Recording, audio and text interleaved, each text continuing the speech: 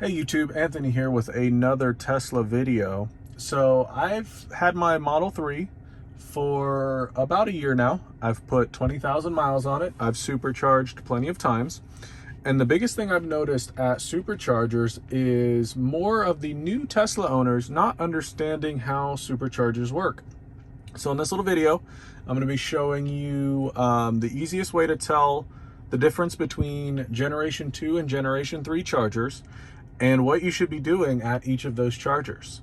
So most people don't know that, most new Tesla owners don't know that the Generation 2 and older superchargers share power between stalls. So they have an A and a B stall, and those two share power.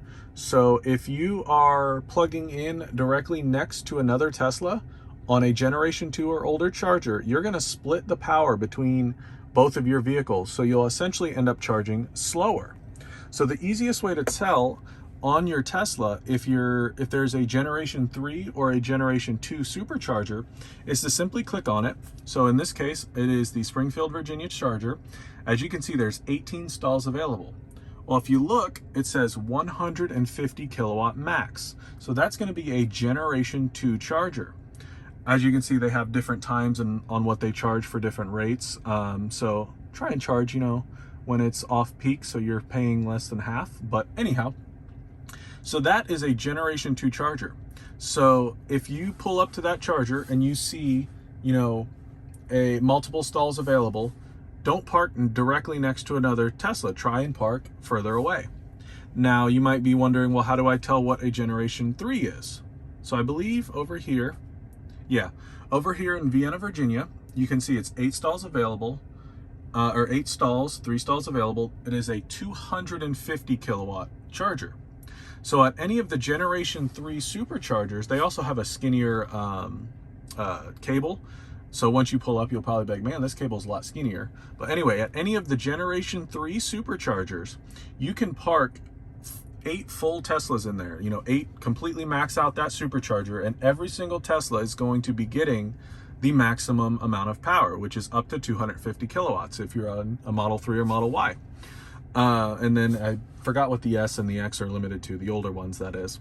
So if you're a new Tesla owner and you're looking at superchargers on the map, first you're always going to want to check to see what your power level is. So once again, this is going to tell me it's 150 kilowatt max.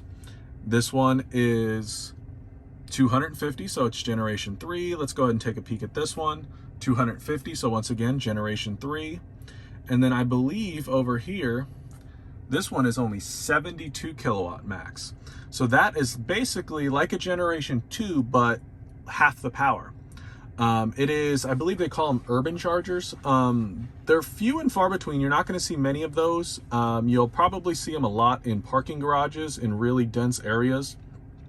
As you can see, this is at National Harbor, which is a really popular place in this area. But if you click each supercharger, like I said, you can see, like, once again, this is a 72 kilowatt. So you're going to charge a lot slower at a 72 kilowatt, especially if it's completely full. Let's see, let's go ahead and click another one. Once again, 250 kilowatts. So there's a lot of 250 kilowatt stations or superchargers in this area. So you always want to make sure when you're parking your Tesla, you're not parking directly next to another Tesla if you're at anything but a 250 kilowatt station. You don't want to be waiting there longer than you need to. Most people don't like supercharging. That's the one thing that, the biggest complaint I've ever heard from people who are switching from gas to electric, especially to a Tesla, they're like, oh, I don't like waiting around for charging. And it's like, well, it is what it is. You spend, 10 minutes charging, 15 minutes charging. It is like, yeah, it's not 3 minutes getting gas, but it's not bad. But if you're one of those people who absolutely cannot stand waiting and you just got your Tesla, make sure you're going to a 250 kilowatt station if you want to charge super fast, or you're not parking directly next to another Tesla at one of the older generation superchargers. Obviously, if it's completely full, like this location here, this Springfield, Virginia one, the area that it's in is an extremely dense area. So there's been times where... Sorry, I'm having trouble hearing you. My watch is going off. But there's been plenty of times where I've seen 0 stalls available and a wait time. And that's usually during rush hour. So once again, choose your supercharger. Make sure you're doing what you're doing. And yeah, thanks for watching.